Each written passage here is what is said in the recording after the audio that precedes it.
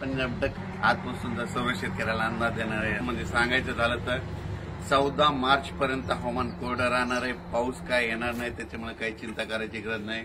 ज्यांचा गहू हरभरा काढणी आला असेल तर तुम्ही काय करा, 14 तारखेपर्यंत काढून घ्या। कारण की राज्यामध्ये 14, 15, 16च्या दरम्यान थोडं वातावरणात बदल होणार आहे, थोडं वातावरण खराब होणार आहे, म्हणून हा अंदाज लक्षात घ्यायचा। पूर्वकल्पना म्हणून हा अंदाज येते राज्यात 14, 15, 16 मार्च दरम्यान वातावरणात बिघाड होणार आहे, म्हणजे वातावरण खराब होणार आहे, म्हणून हा अंदाज लक्षात घ्यायचा। पण राज्यात मात्र आता आजपासून उन्हाची तीव्रता वाढत जाणार आहे, रात्रीच्या थोडी थंडी राहणार आहे, पण 14, 15, 16 मार्चला राज्यात वातावरणात बदल होणार आहे, म्हणून हा अंदाज लक्षात घ्यायचा। ज्यांचा गहू हरभरा काढणी करायची असेल तुम्ही काय करा, 14 तारखेपर्यंत तुम्ही गहू काढून घ्या।